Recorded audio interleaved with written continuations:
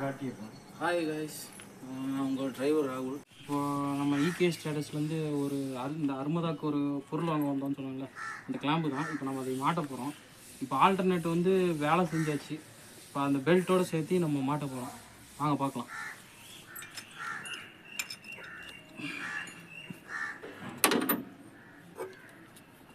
இது பெல்ட்டு, இதுதான் ஆல்டர்னேட்டரு, இதுதான் டைனமோ பெல்ட்டு, இது ஃபேனு, இது ரேடியேட்டரு. இப்போ இந்த டைனமோ பெல்ட் வந்து இது இப்படி கரெக்டாக இதுக்கு நேராக வச்சு போடணும். இதுதான் இந்த ஆல்டர்னேட்டர் கிளாம்ப், அட்ஜஸ்ட்மெண்ட் கிளாம்புன்னு சொல்லுவாங்க. இதை சில பேர் இதை வந்து டைனமோம்பாங்க, சில பேர் இதை ஆல்டர்னேட்டும்பாங்க. இந்த ஆல்டர்னேட்டரை வந்து எப்படி டைட் பண்ணுறோன்றதை பார்க்க போகிறீங்க. இவர் யாரும் இல்லை, எங்கள் அப்பா தான். இந்த பாருங்க, இதை இப்படி அமுத்தி பிடிச்சி தான் டைட் பண்ணணும். இந்த மாதிரி இப்படி பண்ணாமல் விட்டோன்னா பெல்ட்டு லூஸ் ஆகிரும்.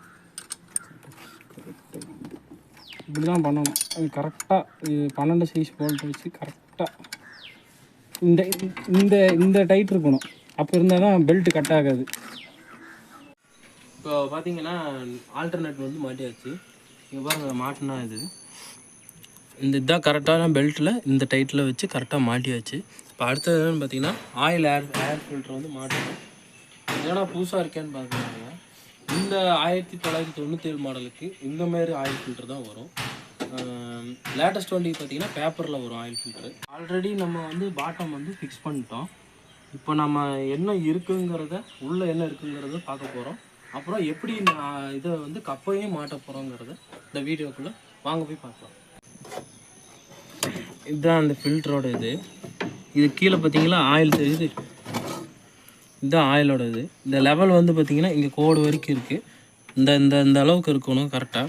இது என்னென்னு பார்த்தீங்கன்னா இன்ஜின் ஆயில் வந்து நம்ம இதுக்கு ஊற்றுவோம். இது எதுக்குன்னு பார்த்தீங்கன்னா இங்கேருந்து வர காற்றை இதை வந்து சக் பண்ணி இந்த டஸ்ட்டு வந்து இந்த ஆயிலுக்குள்ளே ஃபில்டர் ஆகி இதுலேருந்து இந்த காற்று இந்த மூலியமாக உள்ளே போய் இன்ஜினுக்கு போகும்போது கரெக்டான ஆக்சிஜன் வந்து நமக்கு எப்படி ஆக்சிஜன் கிடைக்குமோ அதே மாதிரி தான் அந்த இதுக்கும் கரெக்டான ஏர் உள்ளே போச்சுன்னா தான் இன்ஜினோட ரன்னிங் வந்து கரெக்டாக இருக்கும்.